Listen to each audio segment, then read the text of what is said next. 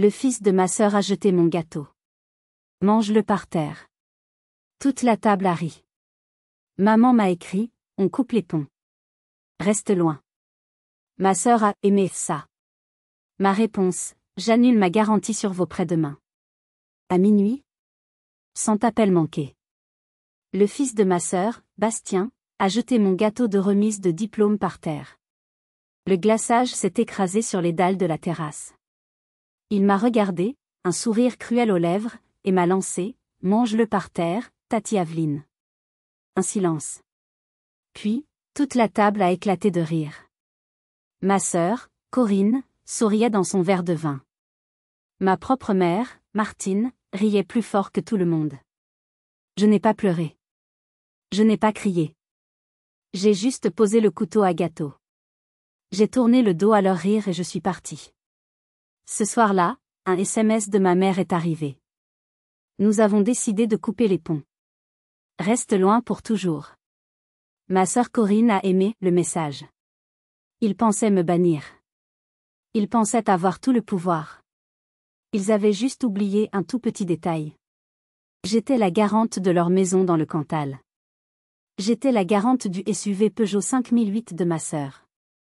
Ma main était parfaitement stable quand j'ai tapé ma réponse, j'annule ma garantie sur tous vos prêts dès demain. À minuit, mon téléphone a explosé. Le chat de groupe était inondé. Plus de 100 appels manqués. Il commençait à peine à comprendre. Avant de plonger au cœur de cette histoire, assurez-vous de liker cette vidéo et de vous abonner à la chaîne. C'est très important pour moi. Et dites-moi dans les commentaires depuis quel coin du monde vous m'écoutez. J'adore savoir si vous êtes en France, au Québec, en Belgique, ou ailleurs. Dites-moi aussi quelle heure il est chez vous en ce moment. Maintenant, laissez-moi vous raconter comment tout a commencé.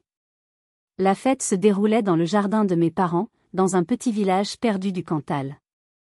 Je m'appelle Aveline, j'ai 28 ans. Je venais de rentrer de Grenoble, où j'avais décroché mon master en ingénierie informatique. J'étais revenue pour fêter ça. La journée avait été longue. Le soleil se couchait, et l'atmosphère devenait tendue. L'air se rafraîchissait, et les rires changeaient. Ils n'étaient plus joyeux. Ils devenaient stridents, moqueurs. Des rires qui ont besoin d'une cible. Comme d'habitude, cette cible, c'était moi. J'essayais de me faire invisible. Je débarrassais les assiettes en carton, j'empilais les gobelets en plastique. Ma mère, Martine, et ma sœur aînée, Corinne, étaient assises à la table principale, un verre de rosé à la main, en train de critiquer la nouvelle voisine. Mon père, Didier, était assis en bout de table, silencieux, les yeux fixés sur le brasero. Il était là, mais il n'était jamais vraiment là. Il n'avait jamais rien dit. Jamais. J'ai toujours été la cible. J'essayais de comprendre pourquoi. J'ai toujours été la responsable. La sérieuse. Corinne, elle, a 32 ans. Elle est la sympathique, celle qui a eu Bastien à 22 ans, qui a enchaîné les petits boulots et les drames amoureux. Ma mère devait toujours sauver Corinne. Moi, je n'avais pas besoin d'être sauvée. J'avais juste besoin d'être vue. Je me souviens, j'avais 10 ans. J'étais rentrée de l'école, si fière, avec un 18/20 en maths. J'avais couru le montrer à ma mère. Elle avait jeté un œil distrait au carnet. C'est bien, Aveline, avait-elle dit. Maintenant, va voir ta sœur, elle vient encore de casser un vase. Mes réussites étaient invisibles face aux échecs bruyants de Corinne. J'avais passé ma vie à essayer d'être parfaite, espérant qu'un jour, un 18/20, un diplôme d'ingénieur, un master, serait enfin suffisant pour qu'on me dise « bravo », sans aucune réserve. L'humiliation d'aujourd'hui n'avait pas commencé avec le gâteau. Elle avait commencé dès le matin.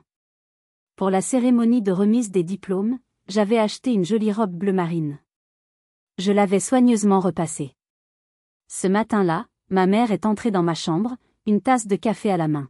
« Oh, tu es déjà levée ?» Elle a trébuché sur le tapis. Le café chaud s'est renversé entièrement sur la robe, posée sur ma valise. « Oh, dites alors », avait-elle dit, sans une once de regret. J'ai dû retenir mes larmes. Puis, Au moment de partir, impossible de trouver mes seules chaussures à talons. Tu es sûre que tu les as mises là, Aveline? M'a demandé Corinne, l'air faussement innocente. J'ai dû assister à ma propre remise de diplôme avec mon vieux jean et un chemisier froissé. Corinne m'avait regardé en ricanant. On dirait que tu vas à un entretien à Pôle emploi, pas chercher un master. Leur rire m'avait poursuivi toute la journée. Maintenant, dans le jardin, je regardais le gâteau que j'avais acheté moi-même à la boulangerie d'Aurillac. Un simple fraisier. Je savais qu'il n'y aurait pas pensé. Je me suis dit que peut-être, un peu de douceur pourrait sauver la soirée.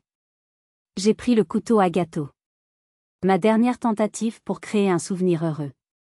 Et c'est là que Bastien, le fils de 10 ans de Corinne, s'est approché. Son regard était dur. Il avait les yeux de sa mère. « Salut Bastien », j'ai dit, forçant un sourire. « Tu veux la première part ?» Le garçon m'a regardé avec un mépris qu'un enfant de 10 ans ne devrait pas connaître. Il a ricané. Non. Le gâteau, c'est pour les gens qui font la fête. Je me suis figée. Le couteau était lourd dans ma main. Mais, c'est une fête, Bastien. C'est ma remise de diplôme. Il n'a pas répondu. Il a tourné la tête vers sa mère. Corinne nous observait, son verre de vin à mi-hauteur. J'ai vu son visage. Elle a eu un petit sourire en coin, presque imperceptible. Et elle a fait un léger hochement de tête. C'était une permission. Un feu vert. Bastien s'est retourné vers moi, enhardi. Sa voix est devenue plus forte, assez forte pour que toute la table l'entende. Tati Aveline, maman dit que tu as vu ton diplôme juste pour te vanter. Le silence est tombé sur le jardin. Un silence lourd, seulement brisé par le crépitement du brasero. J'ai levé les yeux vers ma sœur. Elle n'a pas détourné le regard. Elle n'avait pas l'air désolée. Elle a juste haussé les sourcils, un petit sourire arrogant collé aux lèvres. Puis, ma mère, Martine, a éclaté de rire. Un rire aigu, perçant. Oh, Bastien, a-t-elle gloussé en agitant la main.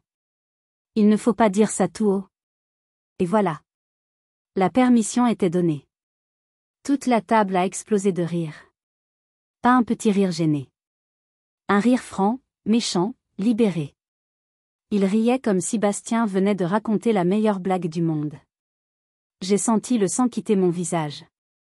Je suis devenue froide. Je savais que Bastien n'était qu'un haut-parleur. Le réceptacle de la jalousie de ma sœur et de la cruauté de ma mère. Ce n'est pas vrai, Bastien, j'ai réussi à dire, d'une voix faible. Si, c'est vrai, a-t-il insisté, adorant être le centre de l'attention. Maman dit que tu te crois meilleure que nous maintenant. C'est pour ça que tu vis à Grenoble. Tu te crois trop intelligente. Corinne? J'ai regardé ma sœur droit dans les yeux. Tu ne vas pas l'arrêter? Corinne a bu une lente gorgée de vin. Quoi? Il est juste un enfant, Aveline. Il est honnête. C'est ce que tout le monde pense, de toute façon. Chaque mot était une coupure. Des blessures familières. La blessure d'être trop sérieuse. La blessure d'être trop sensible. La blessure d'essayer de réussir, seulement pour m'entendre dire que je me la pétais. Mon père n'a rien dit. Il fixait le feu. J'ai baissé les yeux vers le gâteau. L'inscription en glaçage bleu disait « Félicitations, Aveline ». Bastien s'est approché de la table pliante bon marché où le gâteau était posé. Il avait cette lueur méchante dans les yeux. « Tu te crois vraiment meilleur » a-t-il sifflé. Et puis, il a posé ses deux mains sur le bord de la table.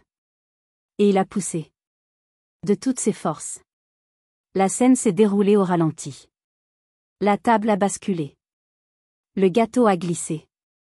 Il est resté suspendu dans l'air une fraction de seconde. Puis il est tombé.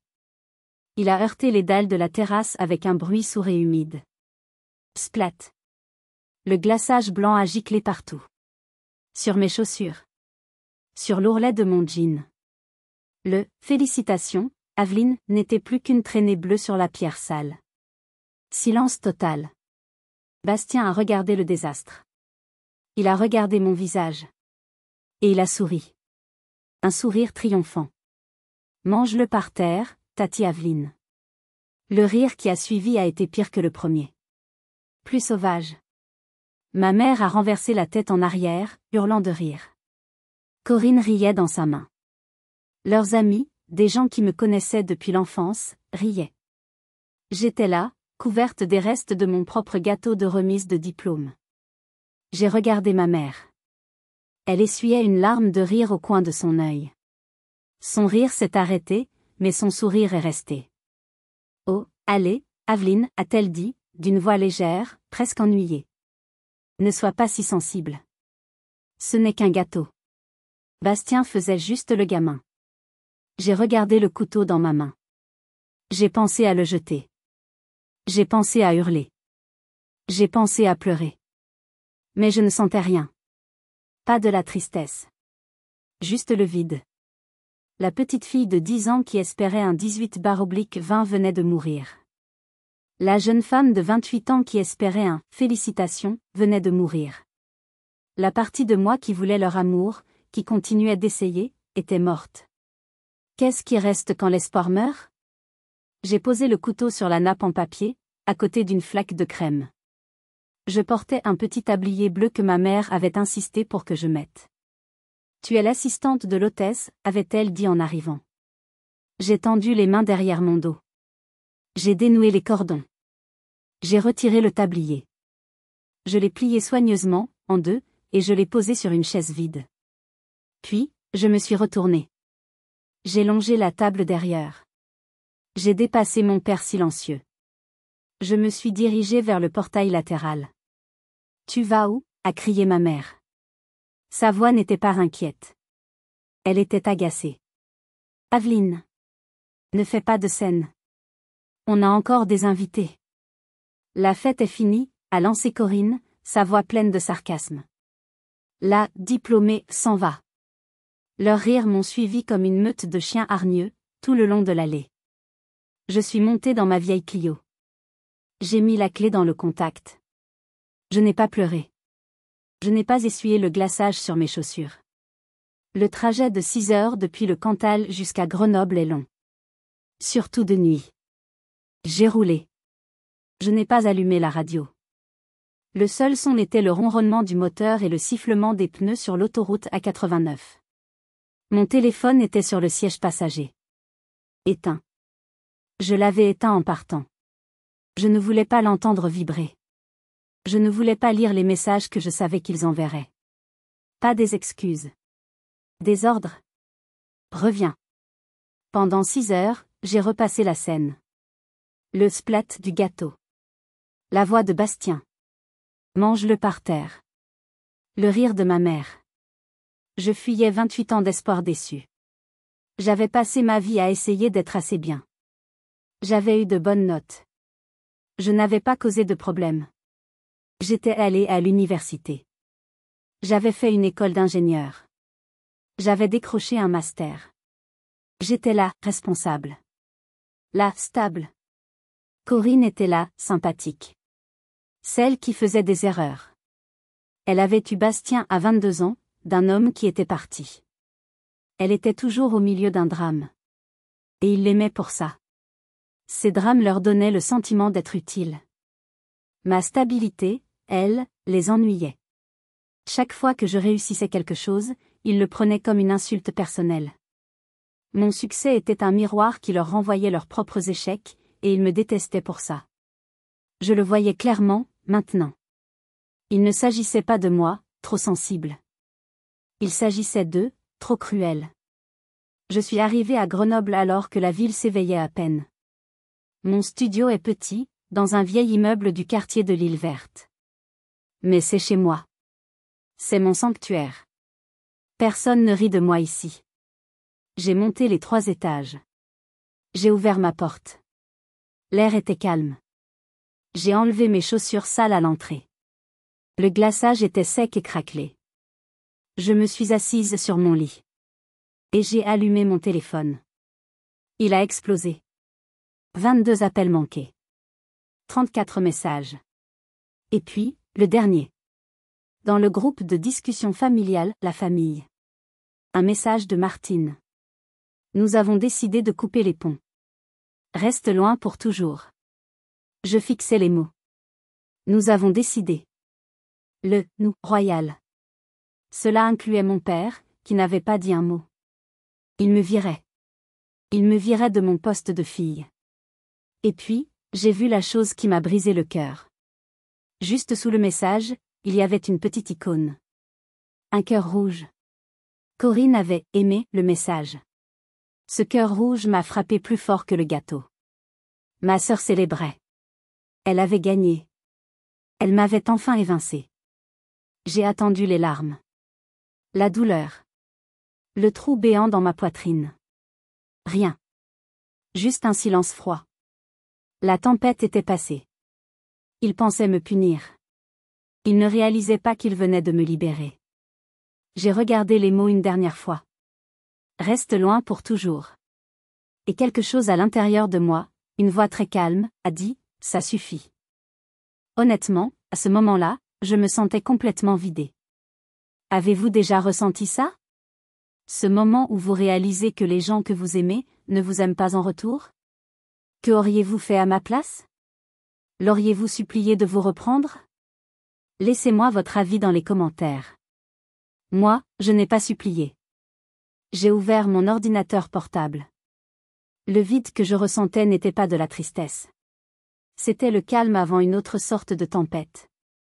Une colère froide, claire, s'est installée. Pas le genre de colère qui fait crier. Le genre de colère qui rend lucide. J'ai ouvert mon ordinateur portable. J'ai ouvert mon fichier Excel. Budget Aveline 2025. Je suis très organisée avec mon argent. Je le dois. Je vis à Grenoble, une ville chère. J'ai mes propres prêts étudiants à rembourser. Mon loyer. Mes assurances. Mon fichier Excel contient tout. Loyer, 700 €. Électricité, 60 €. Courses, 350 €. Remboursement prêt étudiant, 250 €. Épargne, 150 €. Et puis, il y avait 2 autres lignes. 2 virements automatiques que je faisais chaque mois. Ligne 1, soutien hypothèque Cantal, 450 €. Ligne 2, remboursement SUV Corinne, 600 €. Je suis resté figé devant ces chiffres. 1050 € par mois.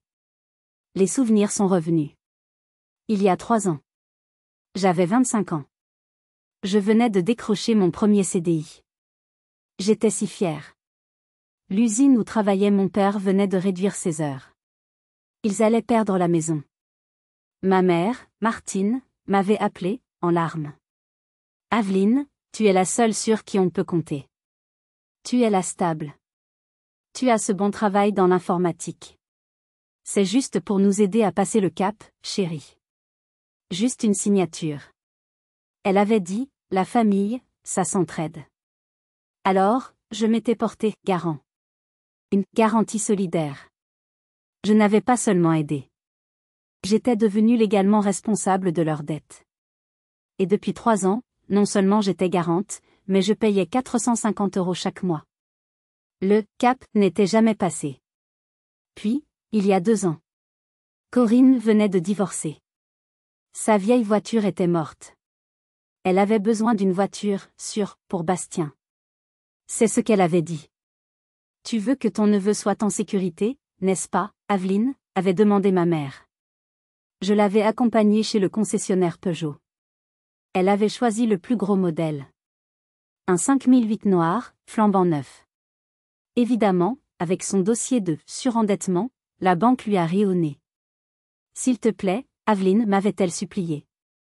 Je te rembourserai chaque mois, promis. Ma mère avait posé sa main sur mon bras. Porte-toi garant, chérie. C'est juste une signature. Alors j'ai signé. Depuis 24 mois, elle n'avait pas fait un seul versement. Les 600 € étaient prélevés directement sur mon compte. Le prélèvement automatique était le seul moyen de protéger mon propre dossier de crédit. J'ai fait le calcul.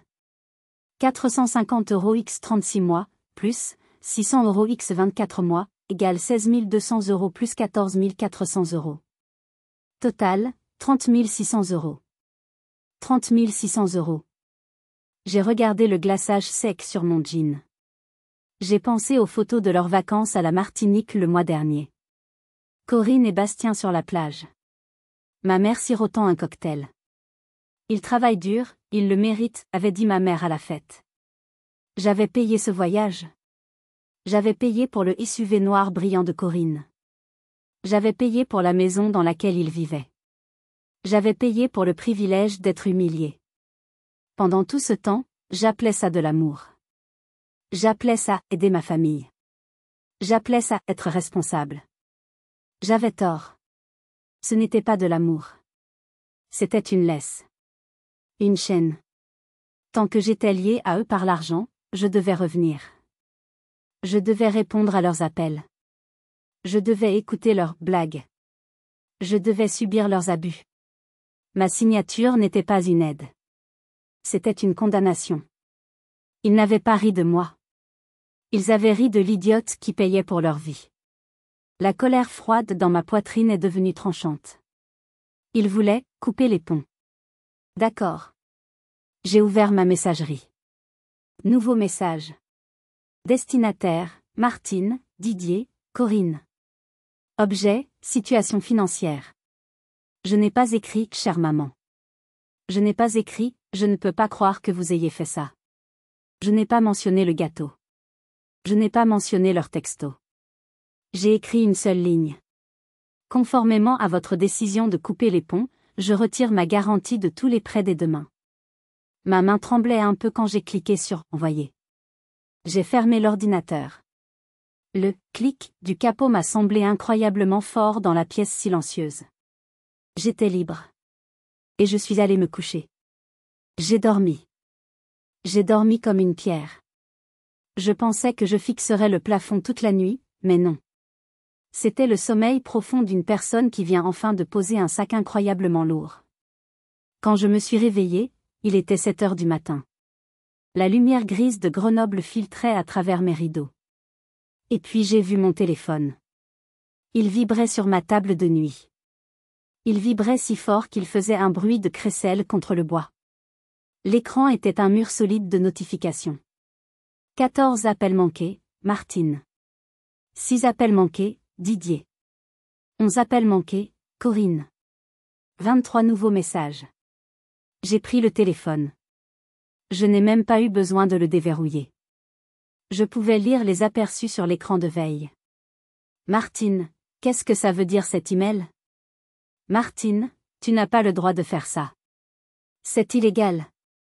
Martine, Aveline Carter, appelle-moi dans la seconde.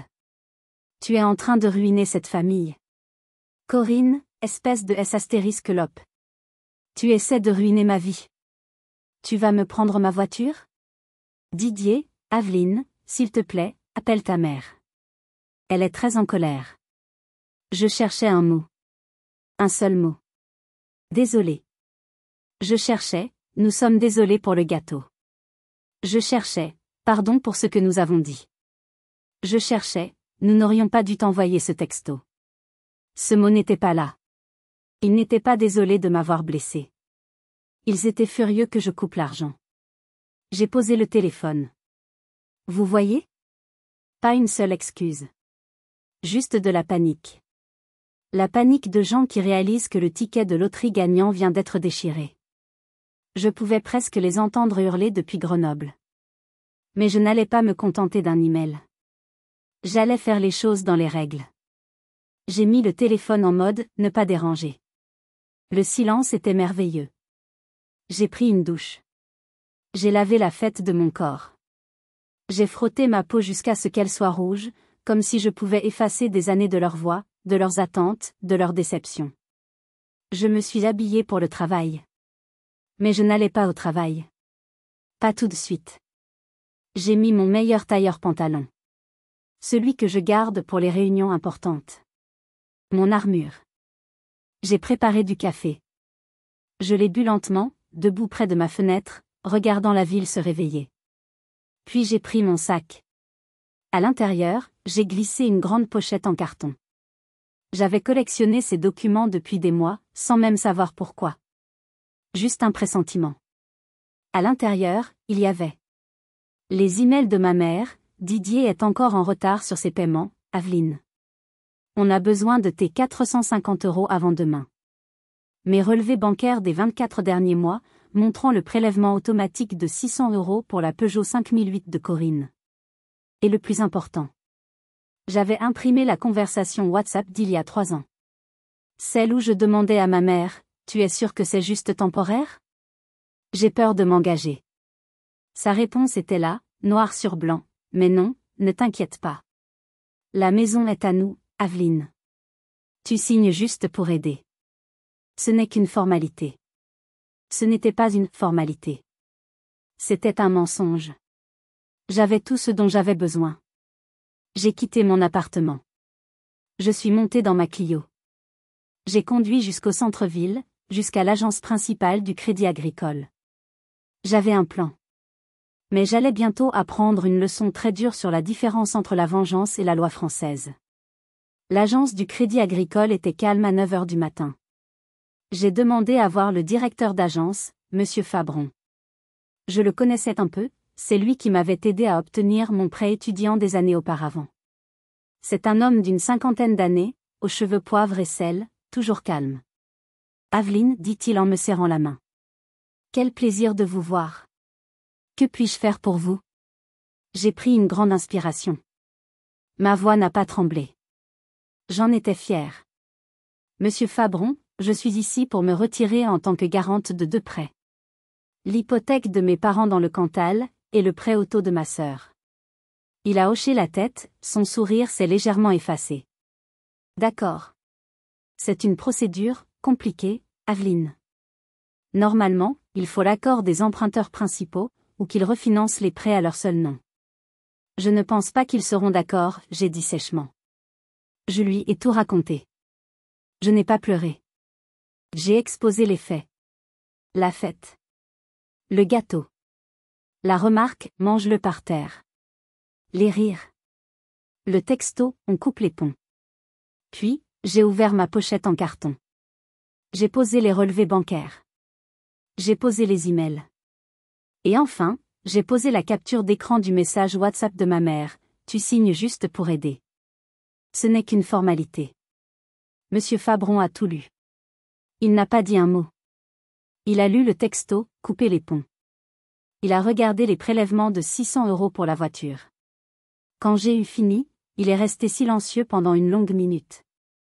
Puis il a joint ses mains sur son bureau et m'a regardé avec une profonde tristesse.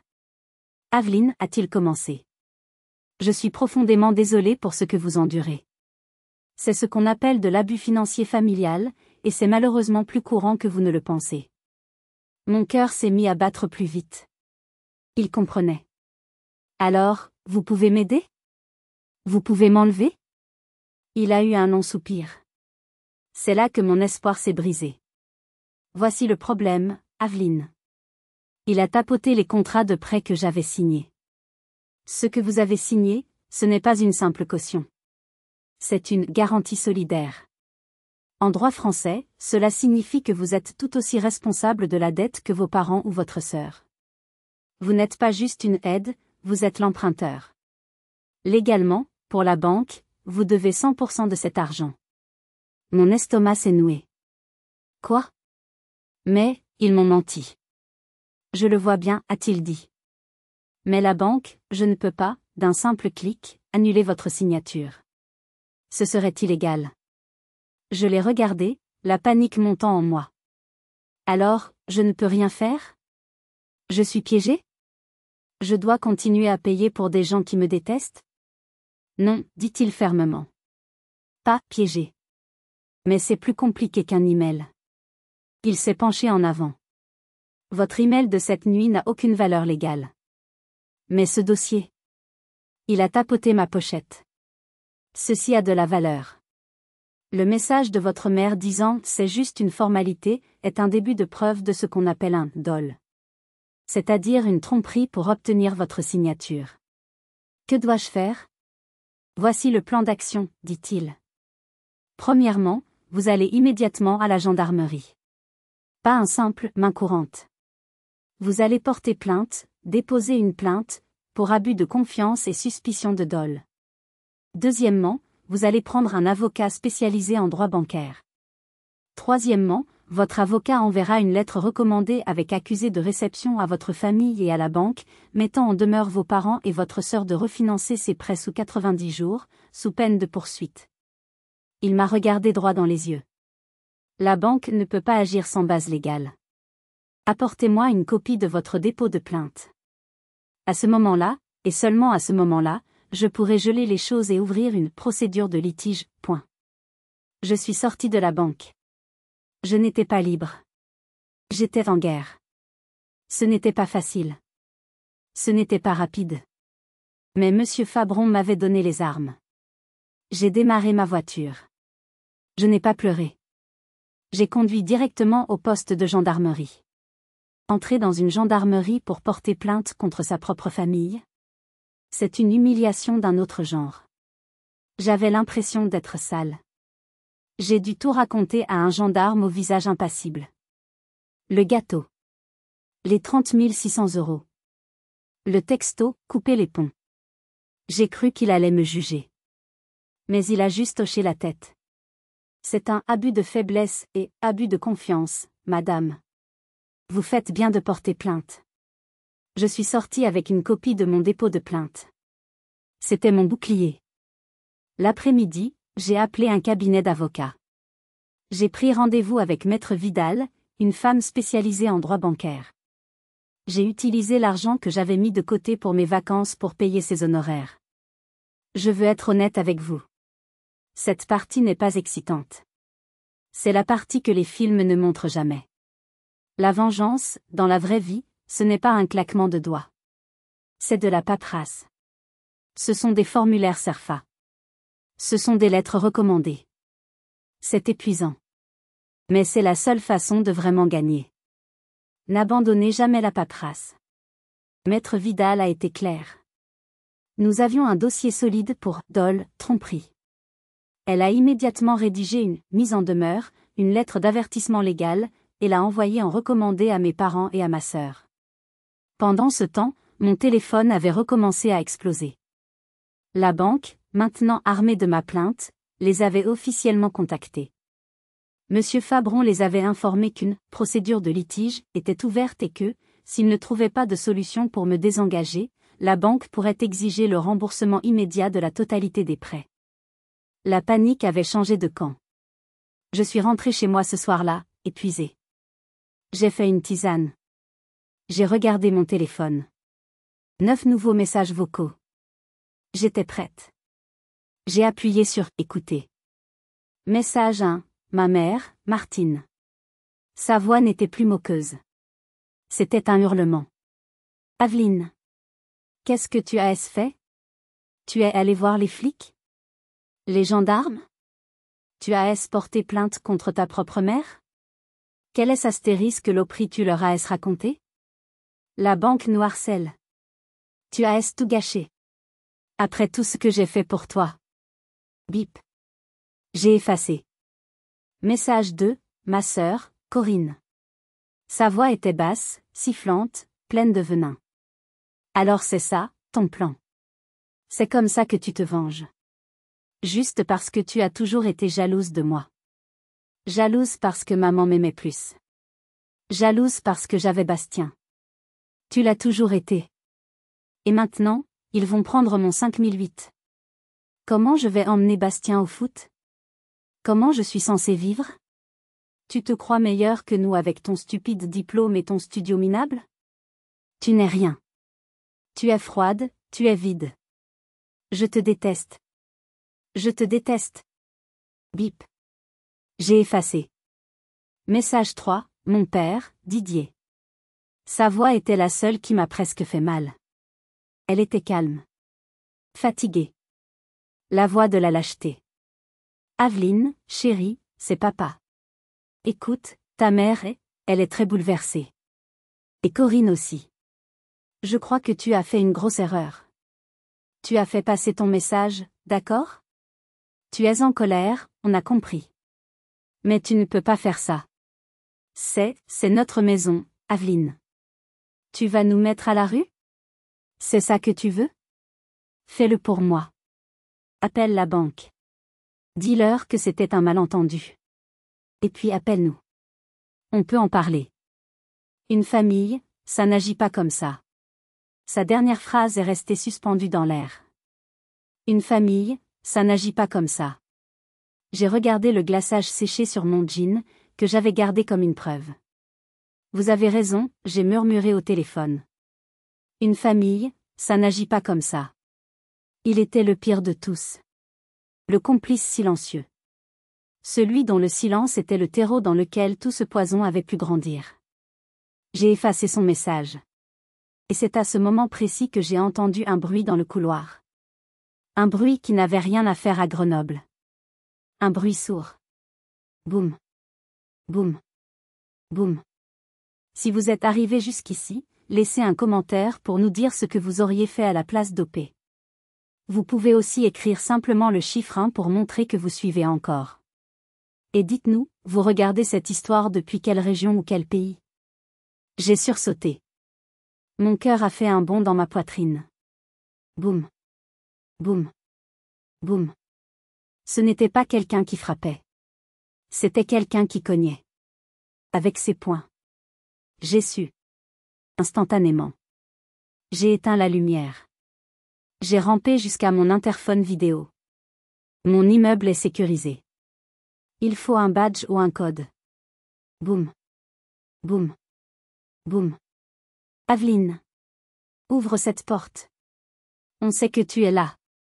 La voix de ma mère. Hurlant dans le couloir de mon immeuble à Grenoble. Elles étaient là. Elles avaient fait les 6 heures de route depuis le Cantal. Elles avaient dû suivre un voisin pour entrer dans le hall. J'ai appuyé sur le bouton de la caméra. L'écran noir et blanc s'est allumé. Elles étaient là. Ma mère, Martine. Ma sœur, Corinne. Elles étaient terrifiantes. Leurs visages étaient rouges, déformés par la rage. Leurs cheveux étaient plaqués par la pluie. Elles ressemblaient à 2 animaux furieux, trempés, piégés. Aveline Carté, hurlait ma mère. Ouvre cette porte ou je l'enfonce. Sortez DEL à accent grave, espèce DELH, criait Corinne. Tu crois que tu peux te cacher? La banque a bloqué mon compte. Bloqué. Je ne peux même pas acheter de course pour Bastien. Tout ça, c'est de ta faute. Ma main s'est tendue vers la poignée de la porte. Une partie de moi, la vieille Aveline, la fille responsable, voulait ouvrir. Elle voulait que les cris s'arrêtent. Elle voulait dire « D'accord, j'arrête tout, je suis désolée ». Leurs cris étaient familiers. Leur silence aurait été terrifiant. La culpabilité était une chose physique, lourde, qui m'étouffait. Elles sont ma famille. Elles sont sous la pluie. Corinne ne peut pas nourrir son fils. Ma main a touché le métal froid de la serrure. Et puis, je me suis souvenu. Mange-le par terre. Je me suis souvenu du rire de ma mère. Je me suis souvenu du cœur rouge de Corinne. Elle n'était pas là parce que je leur manquais. Elle n'était pas là pour s'excuser. Elles étaient là parce que l'argent s'était arrêté. J'ai retiré ma main de la porte. Ce fut la chose la plus difficile que j'ai jamais faite. J'ai regardé leur visage sur le petit écran. Ma maison était mon sanctuaire. Mon seul endroit sûr. Je devais le protéger. Mes mains tremblaient si fort que j'ai failli lâcher mon téléphone. J'ai composé le 17. Police secours, j'écoute. Ma voix n'était qu'un murmure rauque. Bonjour. Je m'appelle Aveline Carter. Il y a 2 personnes, 2 femmes, devant la porte de mon appartement. Elles cognent et elles hurlent. Elles refusent de partir. Sont-elles armées, madame? Je ne pense pas. Mais elles me font très peur. Elles menacent d'enfoncer la porte. Les connaissez-vous? J'ai fermé les yeux. C'était le moment. Le point de non-retour. Oui, j'ai chuchoté. C'est ma famille. Mais aujourd'hui, elles commettent une violation de domicile. Ne leur ouvrez pas, vérifier que votre porte est verrouillée. Une patrouille arrive, madame. Je suis resté là, dans le noir, mon téléphone contre l'oreille, écoutant la voix calme de l'opérateur. Et de l'autre côté de la porte, les hurlements de ma mère. Les minutes ont semblé des heures. Puis, par l'interphone, j'ai entendu une nouvelle voix. Un homme. Calme, ferme. Mesdames, veuillez vous éloigner de cette porte immédiatement. J'ai regardé l'écran vidéo. 2 policiers étaient dans mon couloir. Ils se tenaient entre elle et ma porte. C'était ma fille, a hurlé ma mère sur l'agent. Nous voulons juste voir ma fille. Madame, a répondu le policier, sa voix ne tremblant pas, la résidente ne souhaite pas vous voir. Vous êtes dans une propriété privée et vous causez un trouble à l'ordre public. Si elle vous demande de partir, vous devez partir. Vous ne pouvez pas nous obliger, a crié Corinne. C'est une affaire de famille. C'est une affaire de violation de domicile et de harcèlement, madame, a rétorqué l'agent. Soit vous quittez les lieux de votre plein gré, soit nous vous y contraignons. J'ai regardé le visage de ma mère sur l'écran. C'était un masque d'humiliation pure et amère. Elle a regardé le policier. Elle a regardé ma porte fermée. Elle avait perdu. Très bien, a-t-elle sifflé. Je les ai regardés se détourner, escortés par les 2 policiers. Elles étaient parties. Je me suis effondrée sur le sol, mes jambes tremblant si fort que je ne pouvais plus tenir debout. Je pleurais. Pas de tristesse. De soulagement. La terreur quittait mon corps. Je l'avais fait. J'avais tenu bon. J'ai allumé la lumière. Sur mon interphone, il y a une fonction d'enregistrement.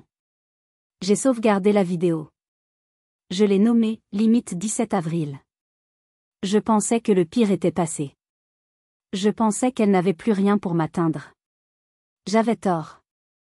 Le lendemain matin, elles ont décidé de frapper là où ça ferait le plus mal, mon gagne-pain. Le lendemain matin, je me sentais comme si j'avais la gueule de bois. Je n'avais presque pas dormi. J'entendais encore les coups sur ma porte. Mais l'air de mon appartement semblait purifié. J'ai fait mon café, mes mains tremblaient encore un peu. Je me suis préparée pour le travail. Je voulais juste une journée normale. Juste de la normalité. Mon travail chez Grenoble Tech, une start-up en ingénierie, c'était toute ma vie. C'était ma fierté, la chose que j'avais construite toute seule. Je suis arrivée au bureau, nerveuse. J'avais l'impression que tout le monde me regardait. Mon amie et collègue, Lucie, m'a immédiatement attrapée par le bras. Son visage était pâle. Aveline, il y a un problème. Un gros problème. Ta mère? Quoi? Elle a posté ça sur Facebook ce matin. Une de mes tantes dans le Cantal l'a partagé. Elle m'a montré son téléphone. C'était un long message public de ma mère, Martine. Il y avait une vieille photo d'elle et moi, une photo où elle me serrait dans ses bras, l'air d'une mère parfaite. Le texte commençait. C'est avec le cœur le plus lourd que je dois écrire ceci. Mon sang s'est glacé. Parfois, l'enfant en qui vous avez le plus confiance, celui à qui vous avez tout donné, vous trahit de la pire des façons. Notre fille Aveline a décidé de nous détruire. Par pure jalousie envers sa sœur, elle a raconté des mensonges horribles à la banque et a porté plainte contre sa propre famille. Je n'arrivais plus à respirer. Nous sommes dévastés, continuait le poste. Votre père et moi risquons de perdre notre maison. Corinne risque de perdre sa voiture, le seul moyen d'emmener notre petit-fils Bastien chez le médecin. Nous avons toujours aimé Aveline, même quand elle était difficile ou froide. Nous avons payé ses études d'ingénieur, un mensonge éhonté, j'avais 60 000 € de prêt étudiant. Et voilà comment elle nous remercie, en essayant de mettre sa famille à la rue. S'il vous plaît, priez pour nous. Et priez pour Aveline, pour qu'elle retrouve le sens de la gratitude. En dessous, des dizaines de commentaires. Quelle honte! Je l'ai toujours trouvée ingrate, celle-là. Pauvre Martine. Quel courage! Aveline devrait avoir honte. Corinne est une si bonne mère. La nausée m'a prise. Je voulais vomir. Je voulais crier. Je voulais commenter et poster mes relevés bancaires, poster la vidéo de l'interphone. Mais avant que je puisse faire quoi que ce soit, le téléphone de mon bureau a sonné. C'était les ressources humaines. Aveline? Pouvez-vous venir dans le bureau de Madame Bernard, s'il vous plaît? Immédiatement. Madame Bernard était notre PDG. Une femme brillante, directe, qui ne perdait jamais son temps.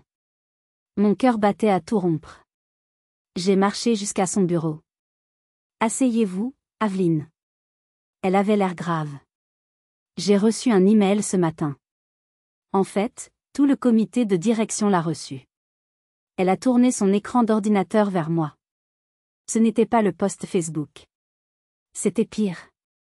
C'était un email, envoyé par Corinne, à l'adresse contact@ de l'entreprise. Elle avait dû la trouver sur le site web. L'objet était « Avertissement urge concernant votre employée Aveline Carté ». Mesdames, messieurs, commençait l'email. Je vous écris pour vous avertir que votre employée, Aveline, souffre de graves troubles de la stabilité mentale. Elle harcèle ses parents âgés et tente de les ruiner financièrement. Elle a déposé de fausses plaintes à la police. C'est une personne manipulatrice, frauduleuse, et je ne pense pas qu'elle soit digne de confiance pour gérer les projets importants de votre entreprise. Elle avait joint le post Facebook en pièce jointe. J'ai regardé l'écran. C'était fini. Elles avaient gagné. Elles avaient détruit ma maison.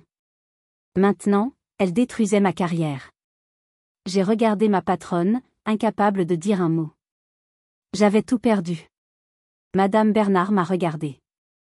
Elle a regardé l'email de Corinne. Puis elle m'a regardé à nouveau. Son visage était indéchiffrable. Le silence dans le bureau était absolu. J'entendais le tic-tac de l'horloge murale. Puis, elle a fait quelque chose d'incroyable. Elle a déplacé sa souris. Elle a cliqué sur l'email de Corinne. Et elle l'a fait glisser dans la corbeille. Aveline, a-t-elle dit, sa voix calme et posée. Cette entreprise vous a embauché pour vos compétences en gestion de projet et votre esprit d'analyse. Pas pour votre famille. Elle s'est penchée en avant. Je ne lis pas les ragots. Et je n'apprécie pas qu'on essaie de m'intimider. C'est une tentative de harcèlement désespéré et profondément non professionnel de la part de l'expéditeur. Elle m'a souri, un tout petit sourire. J'ai également reçu votre propre email, très professionnel, m'informant d'un problème personnel. C'est la seule chose qui compte. Votre professionnalisme est apprécié. Maintenant, retournez à votre poste. Le projet Delta a besoin de vous. Je suis sortie de son bureau, les jambes flageolantes. Je me suis enfermée dans les toilettes et j'ai pleuré. J'ai pleuré de soulagement. Ma vie à Grenoble était réelle. Mon travail était réel. Mes compétences étaient réelles. La folie de ma famille était un spectacle auquel je n'étais plus obligée d'assister. La suite s'est déroulée comme Maître Vidal l'avait prédit. Le post Facebook a disparu 2 jours plus tard. Maître Vidal avait envoyé à ma mère une mise en demeure pour diffamation publique, menaçant de poursuites judiciaires si le post n'était pas retiré sous 24 heures. La menace d'une action en justice, et la perspective de devoir payer des dommages et intérêts, avaient été plus fortes que son désir de jouer les victimes. Les mois suivants ont été consacrés à la procédure légale. Ce ne fut pas une victoire facile. Il n'y a pas eu de grands moments au tribunal. Nous sommes allés en médiation. C'est un processus où un médiateur tente de trouver un accord pour éviter un procès long et coûteux. Face à mon dépôt de plainte pour dol, face aux preuves écrites, c'est juste une formalité, face à la vidéo de l'interphone et à la plainte pour harcèlement, leur avocat leur a conseillé de céder. L'accord fut le suivant. Ils avaient 90 jours pour refinancer l'hypothèque de la maison à leurs 2 noms, Didier et Martine, me libérant de la garantie. La maison avait suffisamment de valeur pour qu'ils puissent le faire. Pour la Peugeot 5008 de Corinne, c'était différent. La voiture avait perdu trop de valeur. Corinne, avec son dossier de surendettement, ne pouvait pas obtenir un prêt. 2 mois plus tard, le 5008 noir brillant a été saisi par la banque, saisie revendication. La semaine où l'accord est devenu définitif, j'ai reçu une lettre. Pas de la banque. De Maître Vidal. Chère mademoiselle Carter, j'ai le plaisir de vous confirmer que l'accord de médiation a été exécuté. Vous êtes, à compter de ce jour, totalement et légalement libérée de toute obligation financière? Totalement. Légalement. Libérée. Ce soir-là, je suis rentrée chez moi. J'ai ouvert mon ordinateur portable. J'ai ouvert mon fichier Excel Budget Aveline 2025. J'ai regardé les 2 lignes. Soutien hypothèque Cantal, 450 €. Remboursement SUV Corinne, 600 €.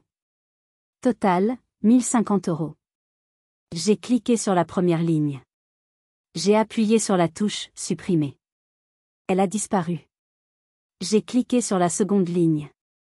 J'ai appuyé sur la touche Supprimer. Elle a disparu. Le total de mes dépenses mensuelles venait de chuter de 1050 €. J'ai créé une nouvelle ligne dans mon budget. Je l'ai appelée « Mon avenir ». Et dans la case à côté, j'ai tapé « plus 1050 €». Je n'ai ressenti aucune culpabilité. Je n'ai pas pensé « sont-ils à la rue ?» J'avais donné 30 600 €. J'avais donné mon enfance. J'avais donné ma santé mentale. Je n'avais plus rien à leur donner. Mon téléphone a sonné. C'était Lucie, ma collègue. « Hey, on va boire un verre sur la place Saint-André. Tu viens ?»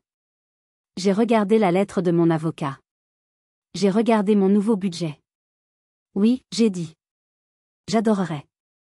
J'arrive tout de suite. J'ai mis mes chaussures. J'ai pris mes clés. Et je suis sortie dans la nuit fraîche de Grenoble. Les semaines sont devenues des mois. Le silence. Au début, le silence était étrange. J'avais passé 28 ans en état d'alerte, à attendre la prochaine crise, le prochain texto de reproche, le prochain drame de Corinne. Sans ce bruit de fond constant, j'ai dû apprendre qui j'étais. Je me suis concentrée sur mon travail. J'ai pris la tête d'un nouveau projet chez Grenoble Tech. C'était complexe, difficile, et j'adorais ça. Un après-midi, ma PDG, Madame Bernard, m'a arrêtée dans le couloir. « Aveline, m'a-t-elle dit. Je voulais vous féliciter. Votre équipe a livré le projet Delta avec 2 jours d'avance. » J'ai une bonne équipe, j'ai répondu. Vous êtes un bon leader, a-t-elle corrigé. Vous dirigez avec stabilité. Les gens ont confiance en ça. C'est une compétence rare. Continuez.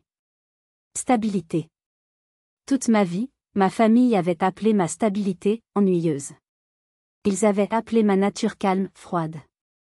Ici, dans ma vraie vie, c'était une compétence. C'était ma plus grande force. J'ai construit une nouvelle famille. Mes amis, Lucie, et les autres collègues. Nous sommes partis en week-end faire de la randonnée dans le Vercors. Nous avons bu du vin en riant, sans drame, sans insulte. Personne n'a jeté la tarte aux myrtilles par terre. J'ai économisé mon argent. C'est 1050 € par mois, après 1 an, j'avais plus de 12 000 € de côté. C'était ma sécurité. C'était ma liberté. J'étais heureuse. Pas un bonheur bruyant, extatique. Un bonheur calme, stable. Puis, un an jour pour jour après avoir reçu la lettre de mon avocat, mon téléphone a vibré. Un message. D'un numéro que je ne connaissais pas. Mais je savais qui c'était. C'était Corinne. 6 mots. Je suis désolée pour tout. Je suis restée assise sur mon canapé, regardant ce message. Le même canapé où j'avais entendu les coups sur ma porte. J'ai pensé à répondre. Qu'est-ce que j'aurais pu dire? Merci. Je te pardonne? C'est trop tard? Je me suis demandé pourquoi maintenant. Avait-elle vraiment changé? Peut-être. Est-ce que sa vie était devenue difficile sans son SUV et avec des parents amers? Très certainement. Avait-elle besoin d'argent? C'était le plus probable. La vieille Aveline, la fille responsable, aurait vu cela comme une ouverture. Une chance de réparer sa famille. La nouvelle Aveline, la femme de 29 ans qui avait économisé 12 000 €, a juste souri. Un sourire faible, un peu triste. J'ai compris ce qu'était le pardon. Le pardon, ce n'est pas ce que je croyais. Ce n'est pas forcément ouvrir la porte à nouveau. Ce n'est pas oublier ce qui s'est passé. Parfois, le pardon, c'est juste accepter que c'est arrivé, et lâcher prise. Ce n'est pas pour eux. C'est pour vous. C'est l'acte final de les décrocher de votre cœur. Parfois, le pardon, c'est de verrouiller la porte, mais de le faire doucement. Sans colère. et de s'éloigner en paix. J'ai pris mon téléphone. Je n'ai pas répondu. J'ai appuyé sur supprimer. Dehors, le soleil se couchait derrière les montagnes de Belledonne. Le ciel était rose et orange. C'était magnifique. J'étais en sécurité. J'étais libre. J'ai perdu près de 31 000 € et 28 ans de ma vie pour apprendre cette leçon. On ne choisit pas la famille dans laquelle on est. Mais on peut, et on doit, choisir la famille qui nous protège. On doit choisir sa propre paix. Parfois, l'acte d'amour propre le plus puissant est de s'en aller. Et vous? Avez-vous déjà dû faire un choix impossible pour protéger votre santé mentale, même contre votre propre famille? Avez-vous déjà dû faire face à une situation d'abus financier ou émotionnel? Racontez-moi votre histoire dans les commentaires. Vos histoires comptent. Merci de m'avoir écouté jusqu'au bout. Si mon parcours vous a touché, n'oubliez pas de liker cette vidéo et de vous abonner. Vous n'êtes pas seul.